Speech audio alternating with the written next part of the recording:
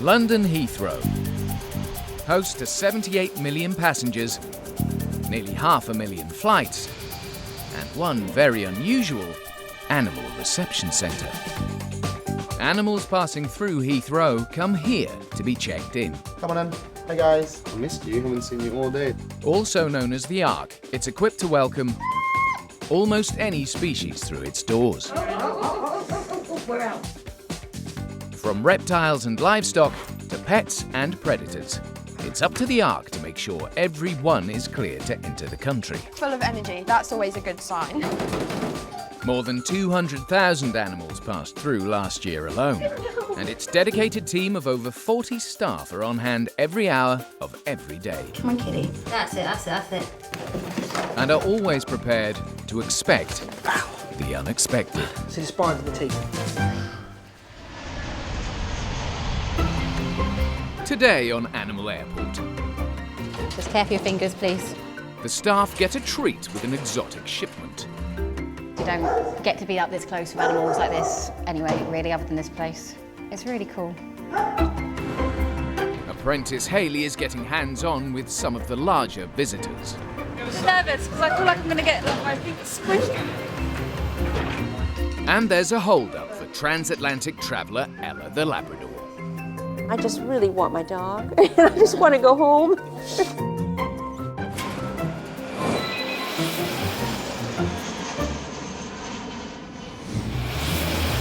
The Animal Reception Centre is border control for all live animals arriving at Heathrow Airport. Any creature, big or small, that passes through must be checked to make sure it's allowed to enter the country. And today in the yard, Animal Health Officer Stu is overseeing a big arrival from Sydney, Australia. So we've got a load of horses coming in, which we're about to offload onto our scissor lift. So yeah, we're going to try and get them in as quick as possible and get them out, all right? There are 8 thoroughbred racehorses to offload before they head on to various stables across the country. It's just so interesting. You don't know what you're going to see. Like, it could be a lion, it could be a dog, it could be a cat, birds that you like, or snakes, reptiles, and they come from all over the world, so you're never really going to see something that's the same. I started actually as a work experience, and then from that they thought I was obviously good enough. We're like a big family, and everyone just like is always there to help each other wherever we're needed. 5 years on, now an animal health officer, it's Stu's turn to help the new recruits. Today, it's apprentice Hayley. So it's Ace's first time properly doing it with myself as well. So yeah, I'm just showing how to what the ropes are basically, and how to actually do it safely. Between me and Hayley, we've just got to try and manoeuvre this, get it onto the back one, and get the next one in. And then once we're doing that, the horse loaders, they're all going to take out the horses and then walk them around the stables a little bit. Thoroughbred horses can be worth millions of pounds. No pressure then. We do sometimes get racing horses in, and some quite expensive horses, so yeah, we've got to be quite careful with them obviously. Right, so what we're going to do, when they're ready, we're just literally going to put the ramp down. Do you want to grab a broom for me quickly, Hayley? So you can put the flap up. So yeah, we're just going to bring the flap down and then they're going to bring the horses off. What have I got to do? We're just going to push this flap on top of the roof, so then this can fold down. Right. Yeah. After travelling for more than 24 hours, it's vital for the team to help the animals stretch their legs as soon as possible. Lovely.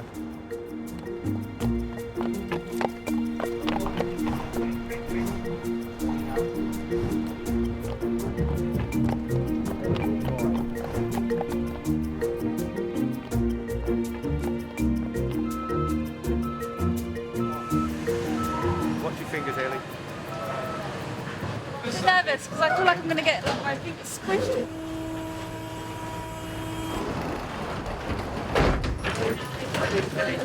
A lot of physical work. I need to work on my muscles. After such a long journey, horses can be tired and jumpy. Moving them could be risky if not done properly. I've just got to push this up. It can't be that hard. Slowly as possible, because it scares the horses. That's it, lovely. Come, it's all right.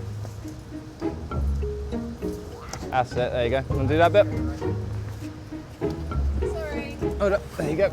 That's it, a bit more. Lovely. So push it all the way in. The other way. That's it, and then there's a latch, see the latch? Look at the latch here. Yeah, that's it, it comes off. And then, yeah, just watch yourself when you bring this one down, all right? I am missing something. There we go. Are you ready? It's actually harder than it looks. Yeah. Every day I learn something new. And this is my something new today. 4 down, 4 to go.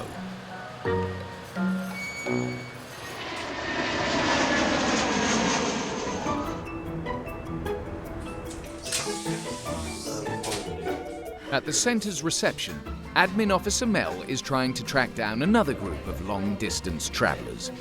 But this time, it's a more exotic cargo. We're expecting a shipment of animals from Madagascar that were meant to arrive, I believe, on Saturday that didn't arrive. Not sure why. It could be that they had problems getting the animals in the boxes. You know, animals are very unpredictable. So we're just trying to get hold of the shipper to see if they're still coming in, when they're coming in, so we can go out and pick them up. Yeah, I was just wondering if there was an update on whether the Madagascar shipment is coming in tomorrow or not, just so we can put it on our board. It's definitely coming in, yeah. Okay, brilliant. Thank you very much. Thank you, bye-bye. So yeah, they're on the flight now, so they will be arriving tomorrow at 4. The shipment of exotic animals will include the endangered fossa, a cat-like mammal that's only found in Madagascar. They're very cute, but look slightly evil. They can grow up to 6 feet long and are Madagascar's top predator, known for their razor-sharp claws and teeth. For Supervisor Kaylee, even with her 6 years of experience, this is an exciting arrival. I think it's 4 fossas, 3 civets and 15 flying foxes. I think I've seen a fossa here before, maybe when I first started, so about 6 years ago, but not since then. When they get here, we'll put them into our den area, so where we do all our large animal checks. Our first check is to make sure we're alive. Check the water. If we need to go into the boxes to feed them, we'll have grids in the way to make sure they can't get out. It's all safety. We'll have a load of staff on just to make sure nothing goes wrong. An exotic shipment like this is unusual, but endangered animals are often moved for breeding or conservation programs. And the Ark gets all creatures, great and small, passing through. Deputy Manager Susie and apprentice Callum have jumped at the chance to help. I've not seen fossa come through the Ark before now, so and they're one of the really exciting things that's actually happened since I've been here. Just when you think you're actually getting a little bit bored with all the standard stuff, all of a sudden you get a shipment from Madagascar and it all gets exciting again, and that's a bit special. Do you need a hand? Yeah, some of them are quite heavy.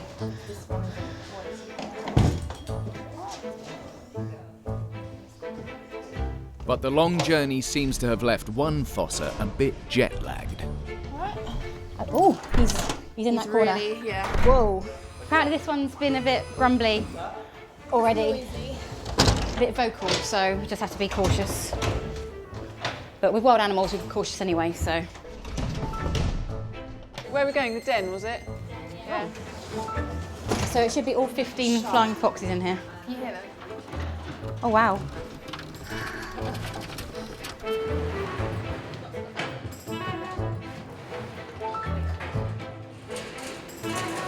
All off, so now it's time to go have some fun. It's feeding time in the den.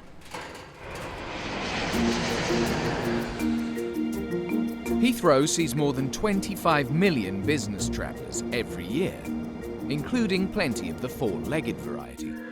For these 8 thoroughbred horses, it's a stop-off after a flight from Australia. Animal Health Officer Stu is teaching apprentice Hayley how to unload them safely in the Ark's stables. And if you just push up, it normally should roll back off of it. It's important the horses are checked over and get a chance to walk around after their long flight. 4 horses are out of their boxes, and there's just 4 more to release before they can be sent to their new homes across the country.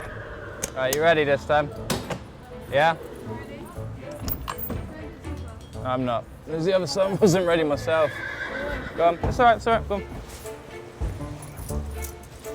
That's it. Drop, drop, drop. Teaching people in general, I find that is actually probably one of the things I enjoy the most.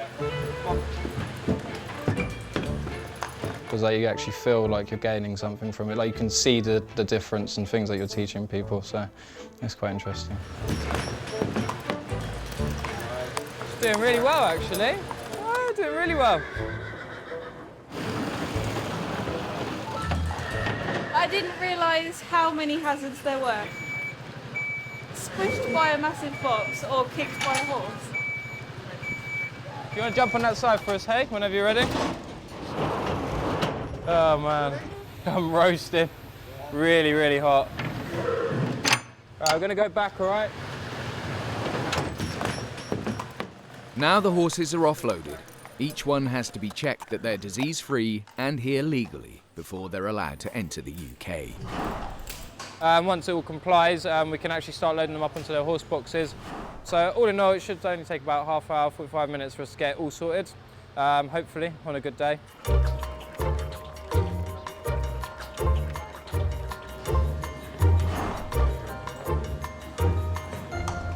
All horses are given the all clear. And Stu can start to load them into their horse boxes for the final part of their journey.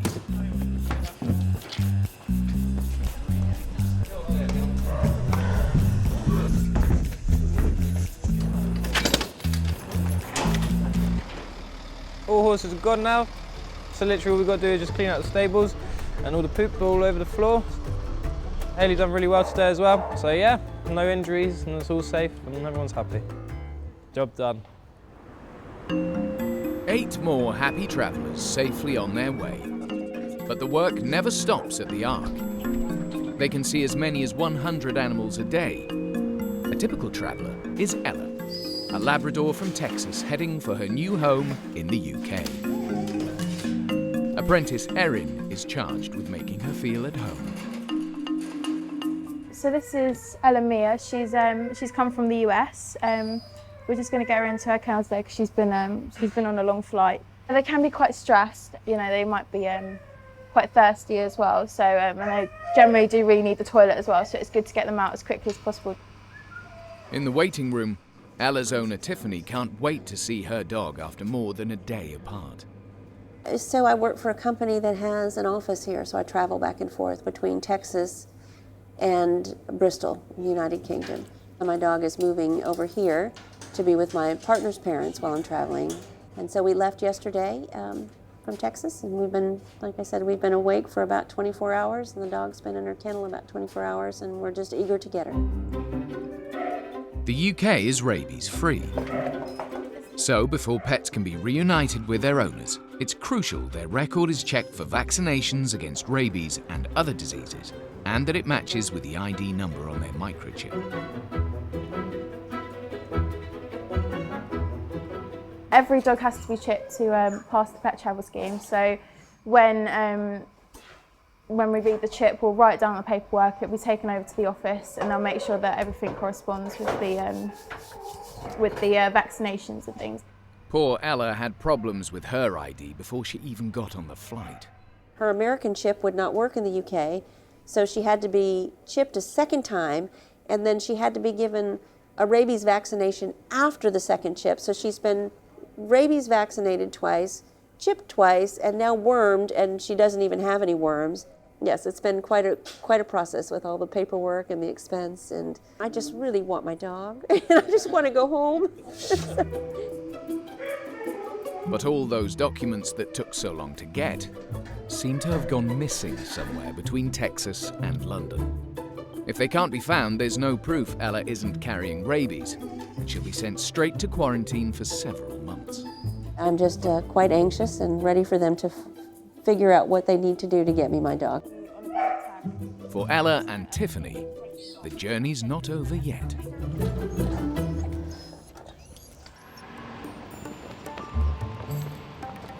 The centre has welcomed a rare shipment of exotic animals from Madagascar. For Kaylee, Susie and Callum, it's feeding time in the den, where the staff deal with any wild animals. Hi. First up are the 15 flying foxes, a type of bat that gets its name from its fox-like pointy snout and large ears. We're going to go through them all and make sure that everything's in order, the transport containers are okay, that they're alive, and then we'll feed them. It's going to open up like this because there's hinges here. Unless it's a box in a box. We might have flying foxes everywhere.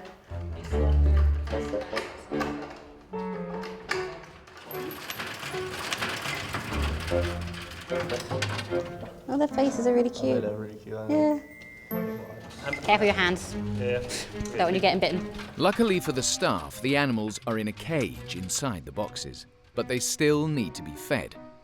Enter Kaylee with a plan. I've got bananas for these guys. Oh, we can get it in there. Yeah, we can just put it in bits, can't we? Yeah, it's probably better. But we can just literally push it through the top. Eating, toileting and drinking is the 3 main things we look for. So the aim really is just to keep them hydrated. One's got one. They like it. Eating? Yeah, one's got one in the corner. Good. I can't be too stressed out then. I can't stand bananas. I can't stand the smell. I don't like to look at them. I was quite horrified when she came out with a crate of bananas.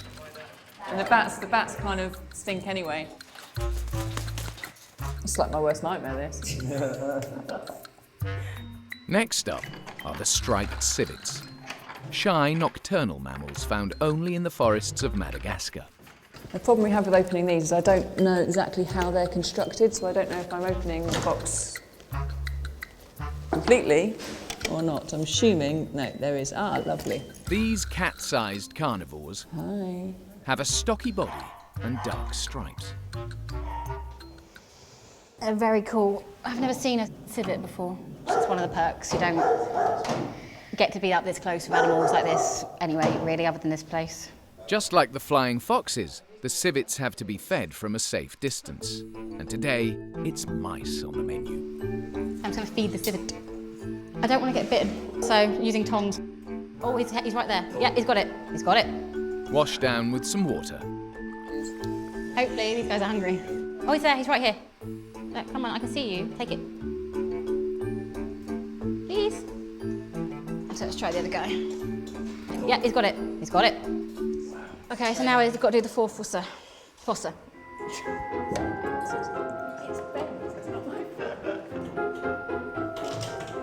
Fossa only like to eat one thing: meat. Beef.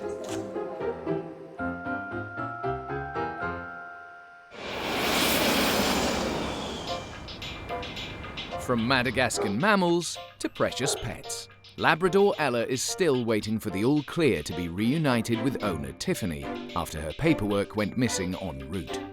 We've been awake for about 24 hours, and the dog's been in her kennel about 24 hours, and we're just eager to get her. But Ella's travel documents have finally been retrieved. It's fine, we found it. Ella is at last on her way to her owner. They said she's finally coming. After 24 hours? Longer than now, maybe 25, 26 hours. I am feeling very tired and very excited to see her. And my mom and my brother and my sister have all been texting, trying to find out if she is finally through and in and well. And so we'll send her a photo, send them all photos.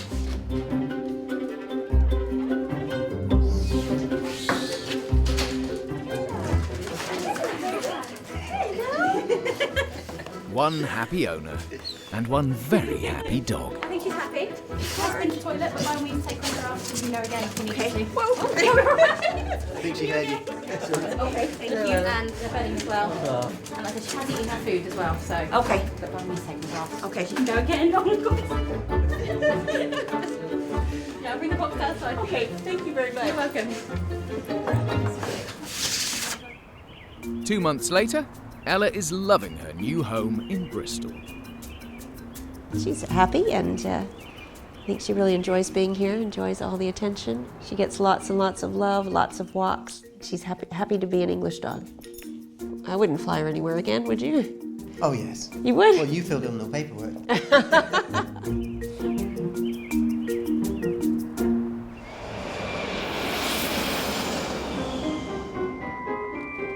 Back at Heathrow with the flying foxes and civets fed, it's time for the Fossas dinner.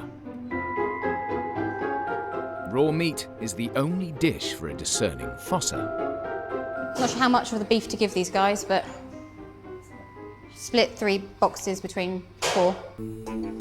Have you got 2 bowls? Fossas have a reputation for being aggressive, so the feeding tongs are back out. Just some beef. And it's a good thing too. Oh God. Okay, yeah, it's like, look. I think that would be a yes then. He's hungry. Some beef. It isn't working. He really wants it. This is actually really cool.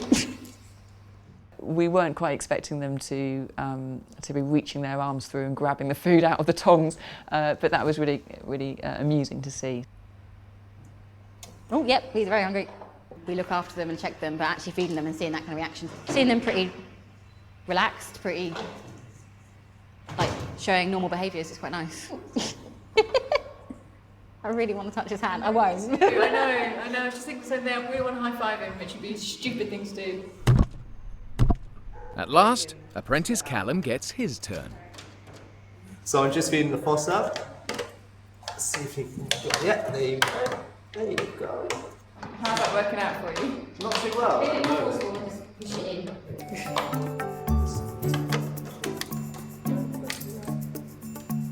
It's a real treat for me, so I'm enjoying every moment. Well, and hopefully so are they.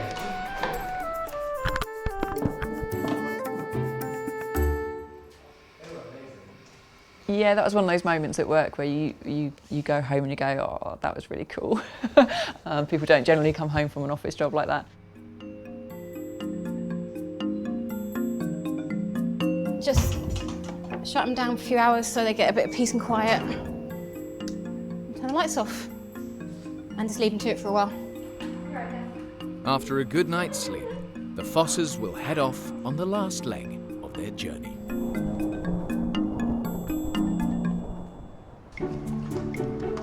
The racehorses made it safely to their stables across the country. Ella has got her feet right under the table in Bristol as the new office mascot. Ella craves human attention. She can work her way around the office. And the exotic animals from Madagascar arrived at their destination to begin new lives in the UK. That was really fun. Really fun.